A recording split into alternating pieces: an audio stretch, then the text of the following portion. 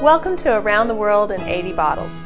Today we're continuing our tour through Australia via your kitchen at home with some scallops in a green curry sauce. Now, of course, Australia is right there on the Pacific Rim, so one of the things that could surprise you when you're there is that there's a lot of Asian influence in the food, no matter whether it's an old-time Australian recipe or just something new in a nice restaurant. The first night that my husband and I went together to Australia, he was really surprised that the only restaurants we could find open were all Thai restaurants. So kind of got us in the mood of looking for that Asian influence when we're looking at different Australian recipes. This recipe is so much easier than it looks on paper, so don't be daunted. I'm going to show you how easy it is anyway. So what I'm going to do is start with our cauliflower. You could easily serve this over pasta, over potatoes. You can throw it over fresh vegetables. You can do whatever you wanted to. But I was looking for something when you serve these sauces with seafood. Isn't it nice when you have something to sop it up? And I really was kind of tired of just doing potatoes because I wanted something a little more healthy. So I came up with the idea of doing cauliflower and mashing it like I would potatoes. So we're going to start off just cutting the cauliflower into big chunks and then putting that on an oven sheet. And I've already preheated my oven. We're going to do it at 300 degrees because that's going to take care of two different things that we have to cook. And the cauliflower, all I'm going to do is spray it with olive oil spray and sprinkle a little bit of smoked paprika on it. And that's all I do. I just leave it alone for half an hour and it makes it really nice and soft like you would potatoes when you're going to mash them. So I'm going to put that in the oven and then I'm going to do my jalapenos. And what you want to do with these guys is take off the end and cut it down the side. And if you can, avoid all those seeds because the seeds are where the heat is on your jalapeno. And we're looking for flavor more than heat. Now, if you want this recipe to be hot, it's very simple. You just leave the seeds. So you can make it as hot or as mild as you want, just according to what you leave in or take out. I've taken all the seeds out of mine by just taking the edges. And then I'm going to do the exact same thing I did with cauliflower almost. I'm going to put it on a baking pan and drizzle a tiny bit of olive oil on it and then just roast those for 10 minutes. So once you get it out, your cauliflower should be really nice. You can just see the paprika, but not too brown, not too overdone. And then your jalapenos are going to be this really nice roasted character to them. Very, very easy to get those two ready. And then I'm going to make my cauliflower puree.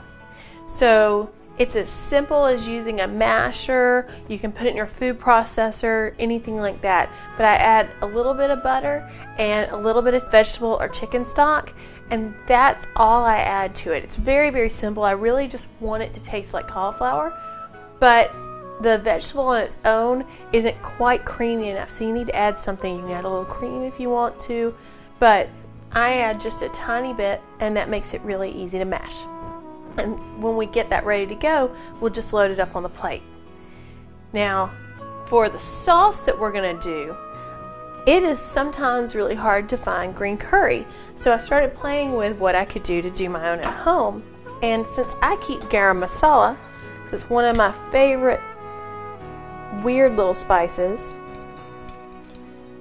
I am going to make a very quick mix of that, some chili powder,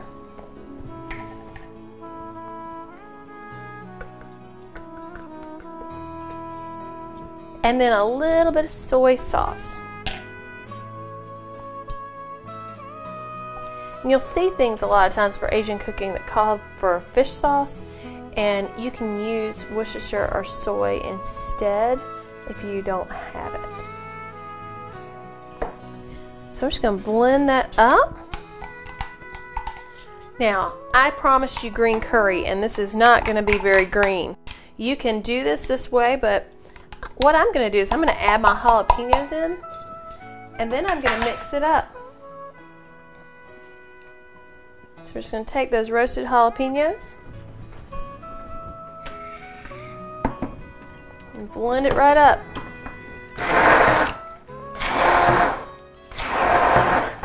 So now I want to get my scallops ready. I always do my scallops last because I only use really fresh scallops and they don't take any time at all to cook.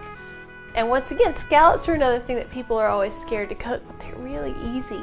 You just barely use the very freshest things you can get and you barely sear them. I think that the sauce is really going to make the dish, but you've already seen how easy that is. So I'm going to take my scallops and I'm going to use that garam masala again because I want a really intense curry flavor, but I'm not going to roll it in there or do a whole lot. I'm not even going to measure it. I'm just going to do a quick once over and sprinkle. You can see how little I'm using. I'm going to sprinkle those. A little bit of pepper and a little bit of salt. So if you take a look at how little I've used, we're not going to do too much. And then we're going to put just a teaspoon of oil in our pan and then add those scallops in. And we're going to add those into the pan and then just sear it about 1 minute on the first side. When I flip them over, I'm going to do the exact same thing and add just a little sprinkling of those 3 seasonings again, and then we're good. So I'm going to pull those off, and then we're going to assemble our plate. Okay, so to serve this, I promised you this was going to be easy. You just put a good dollop of that cauliflower puree on your plate, and then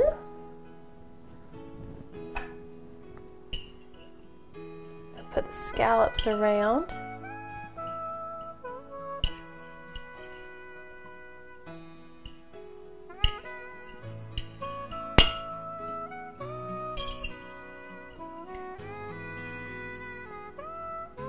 Okay, and we've got this wonderful green curry. You can drizzle it directly on the scallops, or I'm going to put it up on the plate above them.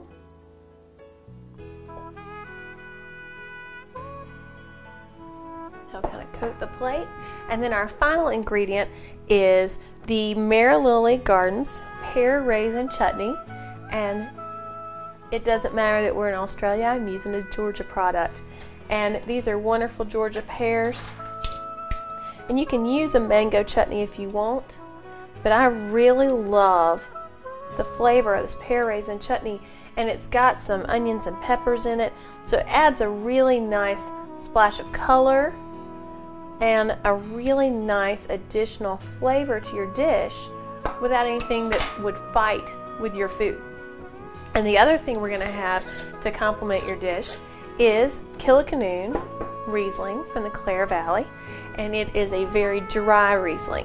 Now when you're doing spicy food, you want to find a Riesling with a little more fruit to it because you need to combat the fire in your food. But we've done a milder curry, so you don't need a lot of fruit. You just need that dry, crisp, minerally texture, which really shows off not just your shellfish, but our Pacific Rim cooking. So we're going to enjoy this with a glass of Kilikanoon.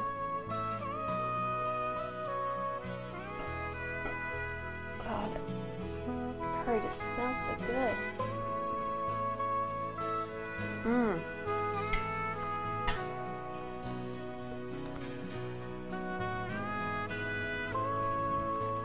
Oh, it's so perfect together.